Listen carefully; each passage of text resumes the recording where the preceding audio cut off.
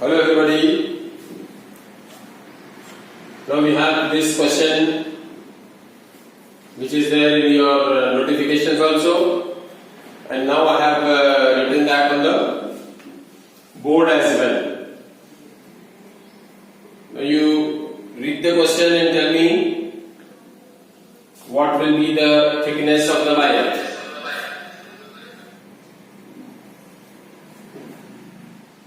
सबसे पहले we will find what is the least count.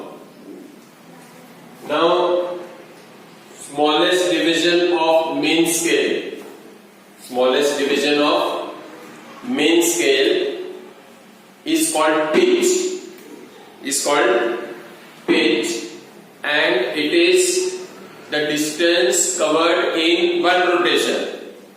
Distance covered in one rotation. अब question में हमको क्या बोल रहा? 5 complete rotations cause a movement of 0.25 centimeter. 5 rotation में कितना डिस्टेंस कवर हो रहा? 0.25 सेंटीमीटर कवर हो रहा है. Now I can find the pitch of the screw. Pitch is equal to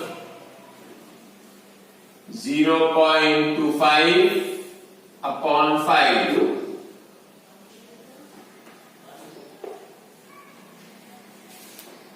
करो डिवाइड कितना था? क्या बात है, वेरी गुड. अब उसको डिवाइड करो total number of divisions on circular scale से, तुम्हारे को लीस्ट काउंट मिल जाएगा. क्या मिल जाएगा तुम्हारे को? Least count. Very good. अब वो कल वाला जो फॉर्मूला है उससे तुम थिकनेस निकाल सकते हैं. ये आ जाएगा तुम्हारा 0.25 upon 5, that is 0.05 centimeter. So least count will be pitch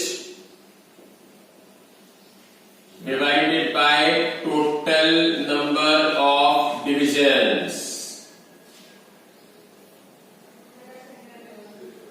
on circular scale. Pitch अपने को मालूम है 0.05 upon 100.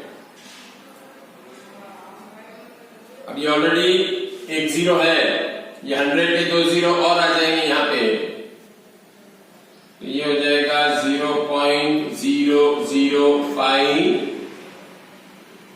सेंटीमीटर.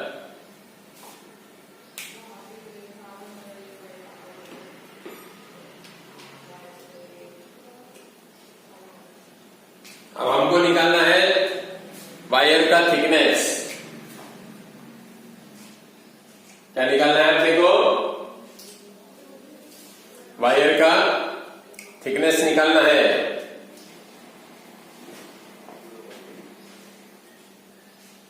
कितना आ रहा है थिकनेस? साइमा, वैष्णवी, साइमा, तुम्हारा दोनों का लिस्ट काउंट भी आ गया था पहले ही. थिकनेस निकालो.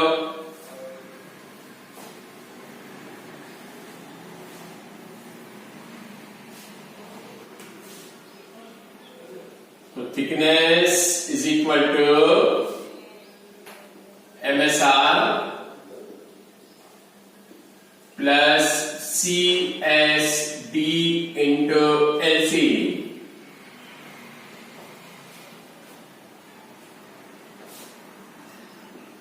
एक डिवीजन है 0.05 का, तो 4 डिवीजन हो जाएंगे 0.05 इंटू 4.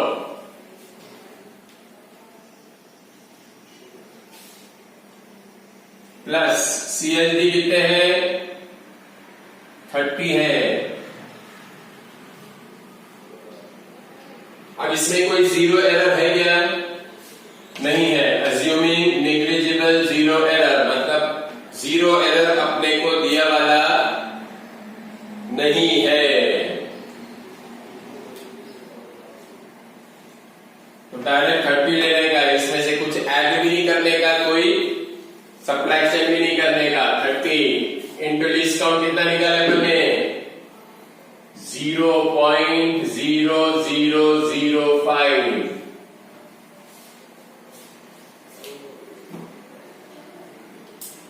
5 4 20, बोले तो 0.20 प्लस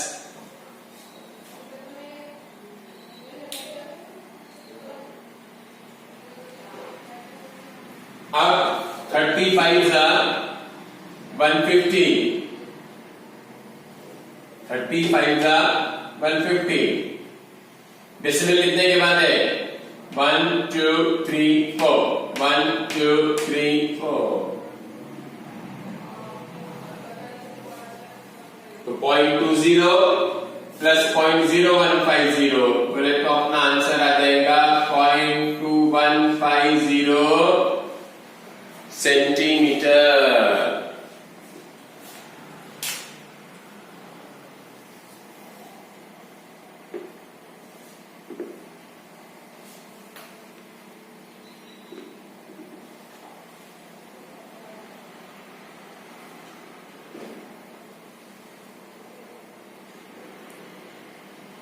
आगे बात समझ में?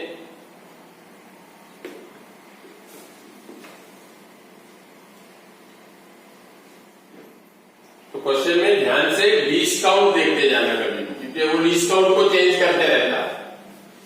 बाकी क्वेश्चन इजी रहता, इसमें ऐसा कोई ट्विस्ट नहीं है।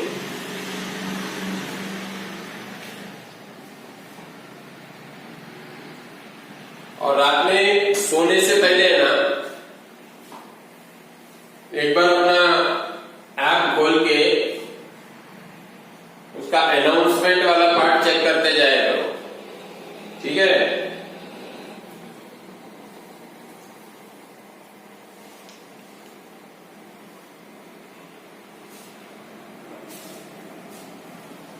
अभी अपन ने जो डिस्कशन किए, ये लेंथ का मेजरमेंट था। This was measurement of length. इसमें हमने पैरालैक्स मेथड भी पढ़े, और फिर उसके बाद छोटी लेंथ गिना है। पैरालैक्स मेथड तो बड़े लेंथ के लिए था, प्लैनेट का डिस्टेंस, स्टार का डिस्टेंस, या diameter of any given planet, इनके लिए क्या था? पैरालैक्स मेथड था। अब उसके बाद हमने छोटे डिस्टेंस जो है वो वर्नियर कैलिपर और स्क्रू गेज, ठीक है? इसी तरह से अब हम मास का मेजरमेंट पढ़ेंगे। क्या का मेजरमेंट पढ़ेंगे? मास, मेजरमेंट ऑफ मास।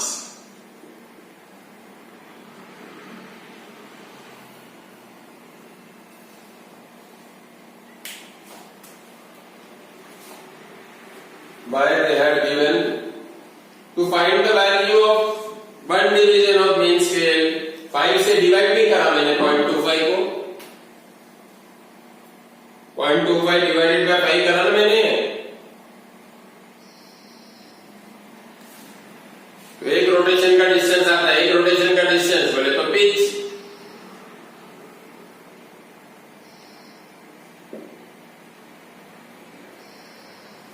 ठीक है? Measurement of mass. Now tell me, what is mass? What is mass?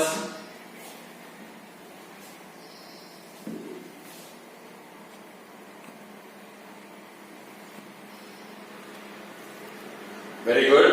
It is amount of matter present in any body. किसी भी बॉडी में कितना मैटर है, इसको बोलते हैं मास। क्या बोलते हैं इसको? मास बोलते हैं, ठीक है?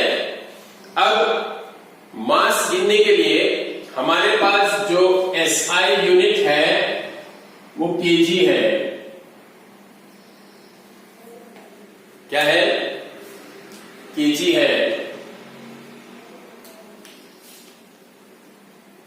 सीजीएस में ग्राम है, सीजीएस में ग्राम है, अब अगर मास ज्यादा है, जैसे कि आप फॉर एग्जांपल चावल खरीदने गए या वीट गेहूं खरीदने गए, तो वो तो केजी में नहीं खरीदते अपन, वो खरीदते अपन क्विंटल्स में। क्या में खरीदते हैं? क्विंटल्स में। तो क्विंटल बड़ा यूनिट है, तो 1 क्विंटल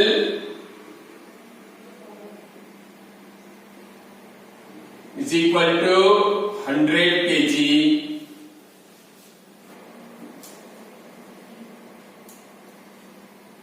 और अगर अपने घर का काम चल रहा है और वो सरिया लगता ना स्लैब में डालने को, स्टील सरिये आते थे, वो सरिये उसको स्टील बोलते हैं, तो वो स्टील जो अपन खरीदते वो क्विंटल में भी नहीं खरीदते, वो तो टन में खरीदना पड़ता। So 1 ton is equal to 10 quintal, that is 1000 KG.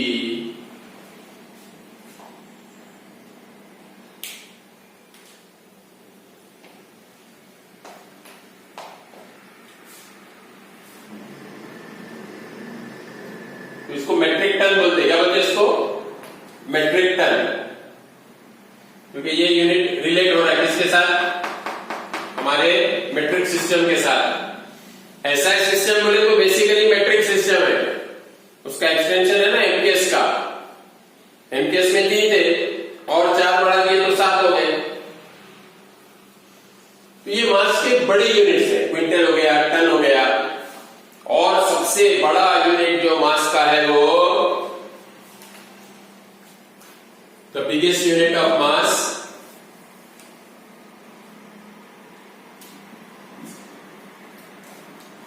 What is the biggest unit of मास?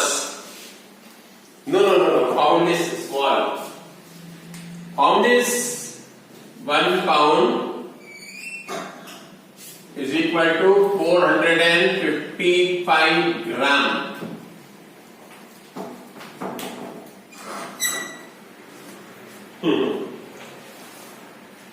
मतलब आधा किलो से भी कम है। 1 पाउंड आधा किलो से भी कम। मास का सबसे बड़ा यूनिट है, तुमको नहीं मालूम इसीलिए पूछा था मैंने खास करके। CSL बोलते हैं उसको। अब ये 1 CSL का मतलब होता है चंद्रशेखर लिमिट। क्या मतलब होता है? चंद्रशेखर लिमिट। स्लग में अपूर्व 14.5 केजी रहते। कितने रहते? 14.5 केजी रहते स्लग में, तो वो बड़ा नहीं हुआ ना, उससे बड़ा तो क्विंटल है।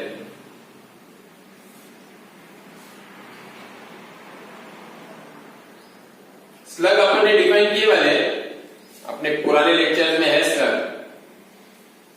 तो ये नया यूनिट बताया मैंने तुमको, CSL। इसका फुल फॉर्म है चंद्रशेखर लिमिट।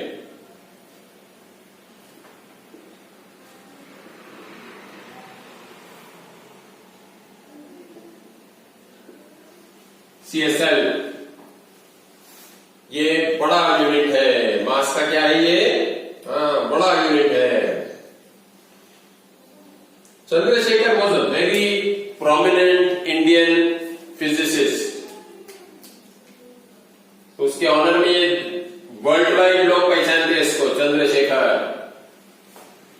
तो 1 CSL is equal to 1.4 solar mass. मतलब सन के मास को 1.4 से अगर मल्टीप्लाई किया तो CSL आ जाएगा। क्या आ जाएगा अपना? CSL। So 1.4 times the mass of the sun is called as 1 CSL.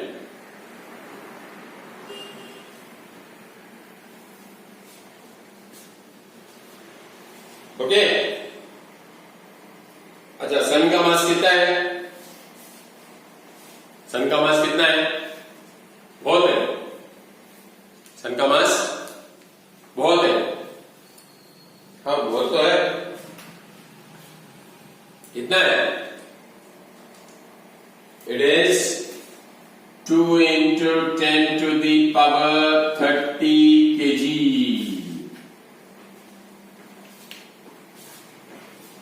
2 into 10 to the power 30 kg, ये सन का मास है।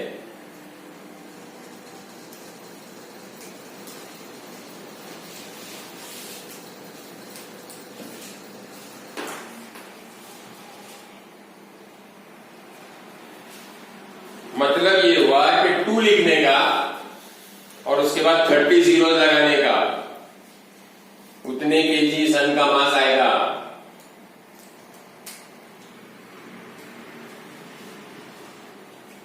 इस मास को हम 1.4 से मल्टीप्लाई करेंगे तो वो हो जाएगा तुम्हारा CSL। अब देखो ये 1 केजी मास को बिफोर 2019 के पहले 1 केजी किसको बोलते थे? वो फ्रांस में जो म्यूजियम है लेसर्व, in a place called as लेसर्व, there is one cylinder of platinum iridium. वो सिलेंडर का मास 1 केजी है, तो वो स्टैंडर्ड बनाया, उसको क्या बनाया? स्टैंडर्ड। लेकिन अभी लास्ट ईयर नया डेफिनेशन आया केजी का नया डेफिनेशन आया, वो पढ़ेंगे अपन आगे चल के, क्योंकि वो एनर्जी के टर्म्स में दिया उन्होंने।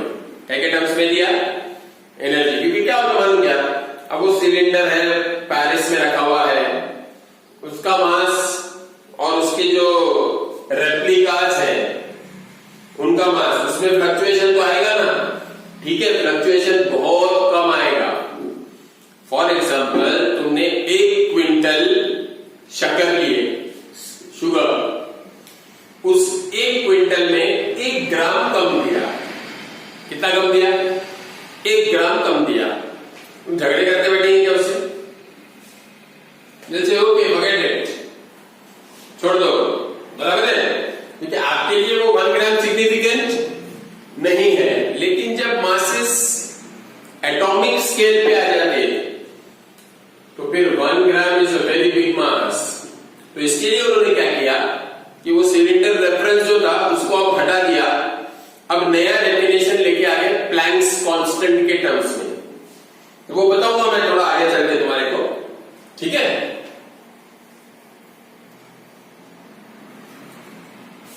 तो ये मास के बड़े वाले यूनिट्स हैं। क्या है?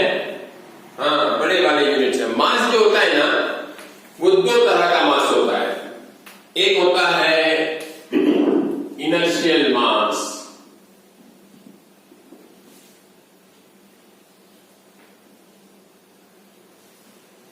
क्या होता है? Inertial mass. You know what is inertia? Do you know what is inertia?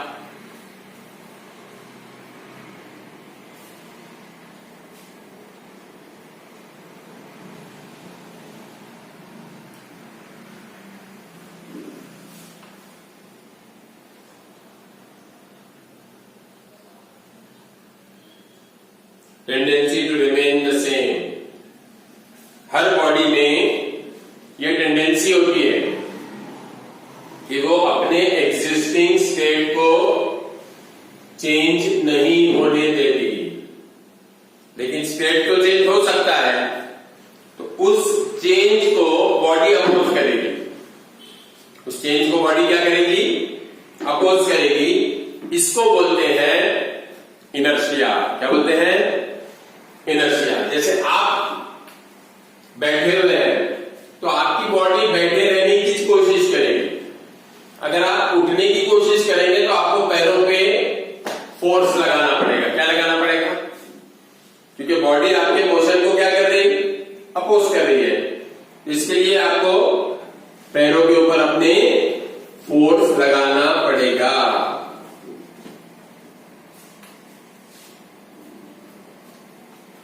अब इनर्शियल मास कैलकुलेट होता है by using the formula F is equal to ma।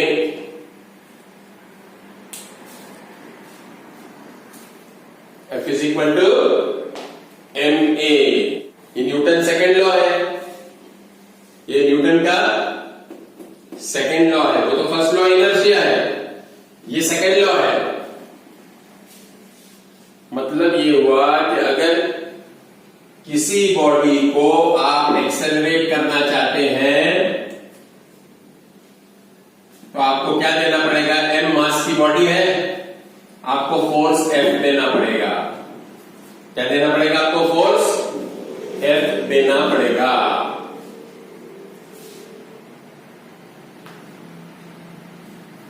अब क्यों देना पड़ा फोर्स? क्योंकि बॉडी के पास इनर्शिया है, बॉडी के पास इनर्शिया है। अब वो एक फोर व्हीलर आती, देखो क्या आती? Four wheeler. फोर व्हीलर समझता ना क्या? फोर व्हीलर बोले तो सब्जी बेचने वाले की जो गाड़ी है, जिसको तुम हैंड कार्ट बोलते, क्या बोलते? Hand cart. उसको मैंने फोर व्हीलर बोला, समझे? तुम्हारा आंसर करेक्ट है, फोर व्हीलर बोले तो कार को बोलते हैं, लेकिन मेरा यहां पे रेफरेंस किसके साथ है? कार्ट के साथ है। अब एक फोर व्हीलर सब्जी वाले की गाड़ी खड़ी है, तो उनको उसको धक्का लगाना है, तो बोलो फोर्स लगाना पड़ेगा नहीं लगाना पड़ेगा? लगाना पड़ेगा। अब तुमने फोर्स लगाया, वो गाड़ी चलने लगी, इसका मतलब उसका इनर्शिया था, लेकिन तुमने फोर्स लगाने के बाद वो मोशन में आ गई, तो उसकी इनर्शिया को ओवरकम कर लिए तुमने। क्या कर लिए? इनर्शिया को ओवरकम कर लिए। अब वो फोर व्हीलर की जगह एक ट्रक खड़ा हुआ है। ट्रक क्या खड़ा हुआ है? ट्रक। अब तुम आए फिर से और ये धक्का लगा है, ट्रक भी चलने लग गया है ना? अरे बोलो चलेगा ना ट्रक तुम्हारे धक्का लगाने से? You alone are pushing the truck, truck चलेगा? नहीं चल सकता। अकेले धक्का लगाओगे तो कहां से ट्रक चलेगा? इसका मतलब ट्रक का इनर्शियल मास ज्यादा है, उसमें एक्सेलरेशन ही नहीं आया, उसमें एक्सेलरेशन नहीं आया। That means the truck is having more inertial mass and the four wheeler hand cart is having less inertial mass. ये चीज समझ में आ गई? ऑफ कोर्स आप अकेले कहां से सफिशिएंट फोर्स प्रोवाइड कर लोगे? ट्रक है ना? ओके, तो ये इक्वेशन पे से जो मास आएगा उसको कौन सा मास बोलते हैं? इनर्शियल मास। और एक दूसरा मास है, उसको बोलते हैं ग्रेविटेशनल मास।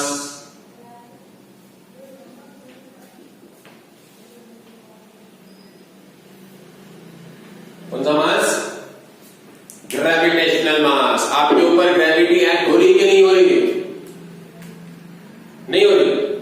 क्या बात है, कब से नहीं हो रही आपके ऊपर ग्रेविटी एक्ट? मैं समझ रहा था ग्रेविटी एक्ट हो रही है आपके ऊपर। ऑफ कोर्स ग्रेविटी एक्ट हो रही है सबके ऊपर। उसकी वजह से आपको क्या महसूस हो रहा? ग्रेविटी की वजह से what are you feeling in your body?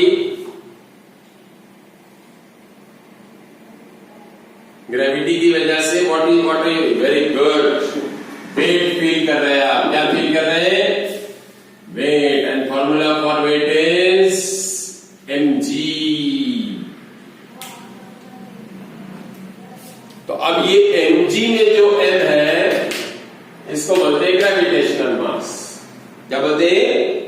Gravitational मास। तो ये दो तरह के मासेस होते हैं, इनर्शियल मास एंड ग्रेविटेशनल मास। अब इनको गिनने के तरीके अलग अलग हैं। ये दोनों मासेस को मेजर करने के तरीके अलग अलग है, लेकिन दोनों मासेस की वैल्यू कैसी आना चाहिए? सेम आना चाहिए। दोनों की वैल्यू कैसी आना चाहिए? सेम आना चाहिए। तो लिख के रख लो पॉइंट ये, inertial mass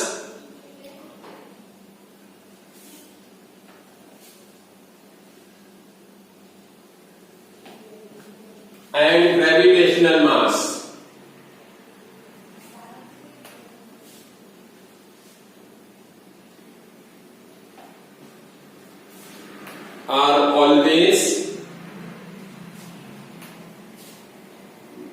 are always same.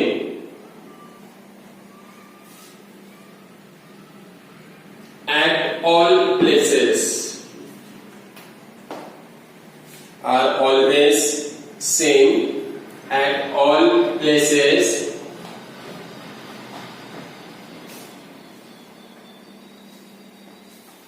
where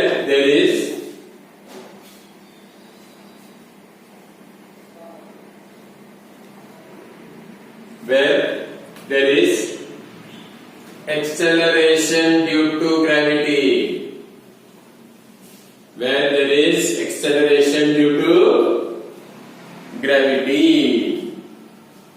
जहां जहां ग्रेविटी रहेगी वहां वहां ये दोनों मासेस इक्वल रहेंगे. कैसे रहेंगे? इक्वल रहेंगे.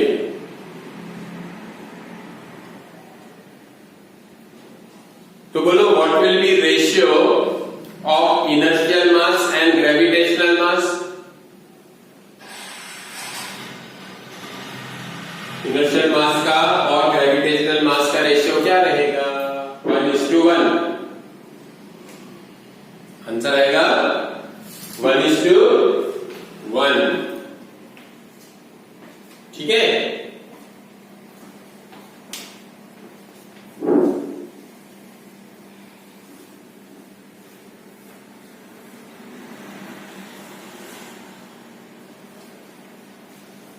अब इसमें जो मास एटम का है, एटम में क्या रहता है तुम्हारे?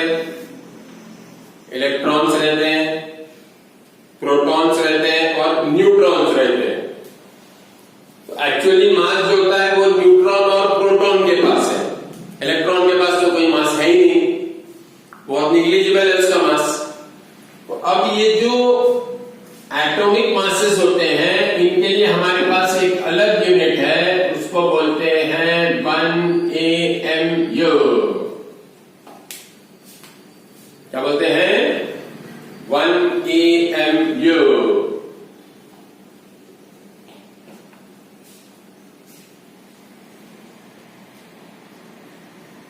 And how do I define 1 AMU? 1 AMU is 1 by 12 times 1 Dalton.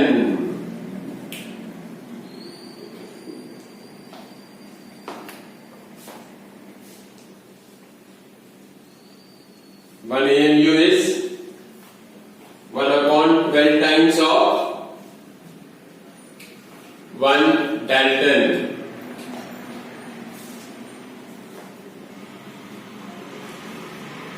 Dalton को पहचानते? डाल्टन को पहचानते क्या? एटम के बारे में सबसे पहले एक्सप्लेनेशन देने वालों में से डाल्टन ही था.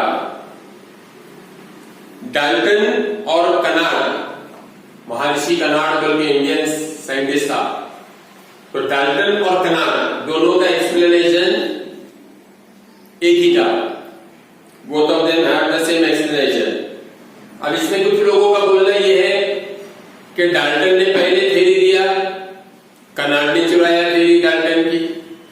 कुछ का बोलना है नहीं, कनाड ने पहले दिया, डाल्टन ने चुराया. तो कनाड इंडियन था, तो हम सेकंड वाला वर्जन करेक्ट है ये मान के चलते हैं. पहले एक्सप्लेनेशन किसने दिया? कनाड ने दिया और वो चुराया डाल्टन ने. ठीक है. लेकिन ऐसा भी हो सकता है कि कनाड ने उसका जो एक्सप्लेनेशन होगा वो संस्कृत में दिया होगा. क्या में दिया होगा? संस्कृत में. और वो यूनिवर्सली पब्लिश नहीं हो सकी बात, उधर डाल्टन ने वो एक्सप्लेनेशन दे दिया. तो दिस इज ऑल्सो पॉसिबल कि he might have given his explanation in Sanskrit, because at that time Sanskrit was used very widely in India. तो 1 AMU किसको बोलेंगे? 1/12 ऑफ 1 डाल्टन. अब ये 12 के लिए 14 भी ले सकते थे, 10 भी ले सकते थे.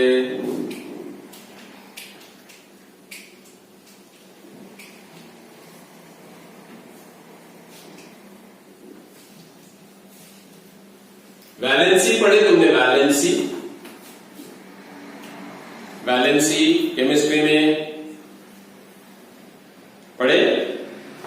पढ़े ना? उसमें क्या बोलते तुम? क्या बोलते? The number of electrons present in the outermost shell, बराबर है? या हाउ मेनी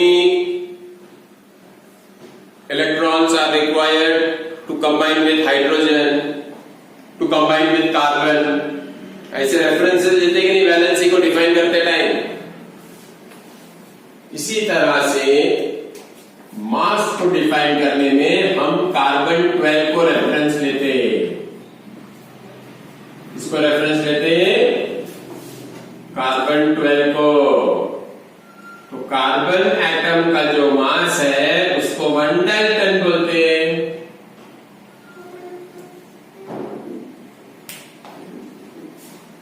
अब कार्बन में देर आर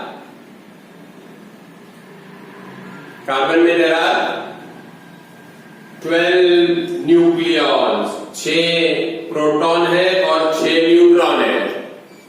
तो टोटल कितने हो गए? 12 हो गए।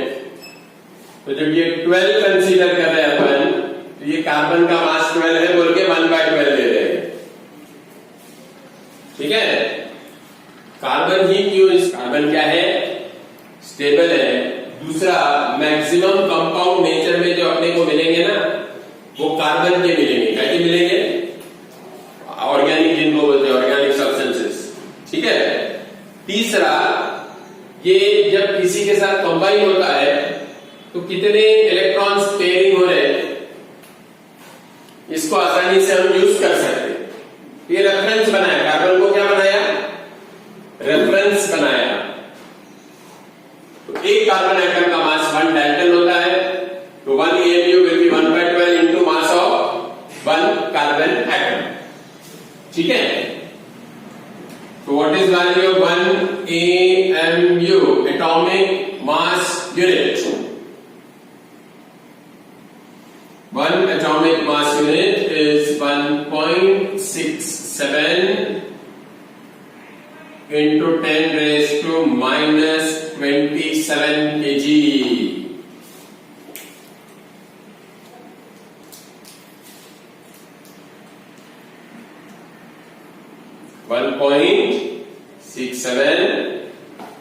into 10 to the power minus 27 kg.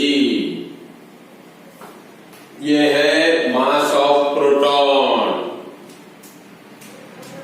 क्या है? Mass of proton.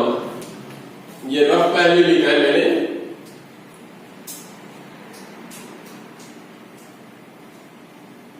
तो अगर छोटे मासेस हैं तो उनको हम AMU में गिनेंगे, और बड़े मासेस हैं तो ग्राम है, केजी है, क्विंटल है, टन है, बहुत बड़े हैं तो CSL है।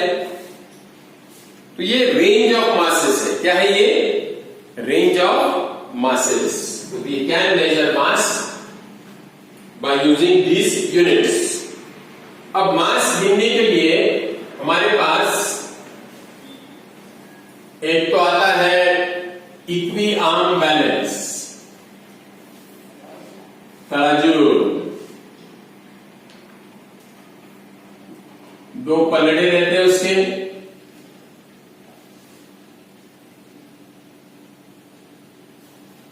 ये ऐसे।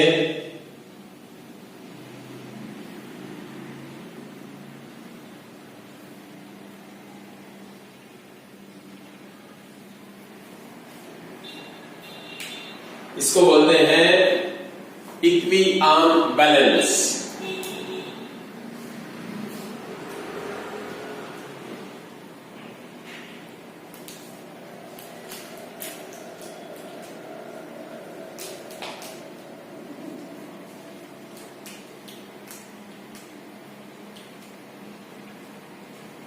अब इसमें हम क्या करते हैं? यहां पे एक मास रखते हैं और दूसरा वाला मास यहां पे डालते हैं। अब यहां 2 kg का स्टैंडर्ड मास रखा तो यहां पे इतना सामान डाल देते हैं। जब पॉइंटर बीच में आ गया तो बोलते हैं हम ये 2 kg का मास हो गया, तो इक्विलिब्रियम बैलेंस होते। क्या बोलते हैं? Equilibrium balance. तो ये इनर्शियल मास गिन के देंगे। क्या गिन के देंगे आप देखो? इनर्शियल मास। दूसरा एक बैलेंस आता है, उसको बोलते हैं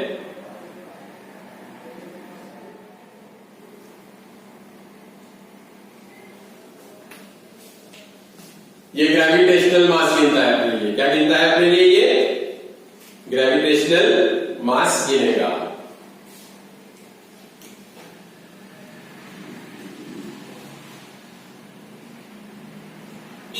Have you followed this?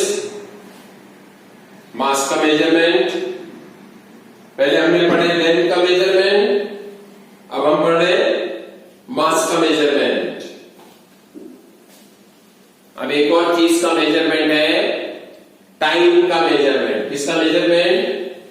Time का। ठीक है, फिजिक्स को हम टफ समझते हैं, टफ नहीं है, बहुत इंटरेस्टिंग है। सिर्फ इतना है कि डे टू डे पढ़ाई करना। कैसी पढ़ाई करना? डे टू डे, डेली पढ़ाई करना। डेली पढ़ाई करेंगे ना तो लिंक लग जाती है। क्या लग जाती है अपने को? लिंक लग जाती है। और अगर आज पढ़े फिर 4-5 दिन नहीं पढ़े तो फिर वो लिंक नहीं लगी ना, तो फिर सब सर के ऊपर से जाने लगता। तो वैसा नहीं होने देना। जो लेट कमर्स भी है ना, वो पहले के लेक्चर्स एक बार देख लो, फिर उसमें पॉइंट्स बनाओ, और कोई पॉइंट में अगर प्रॉब्लम है तो पूछो मेरे को। ठीक है ना, कमेंट्स में डालो।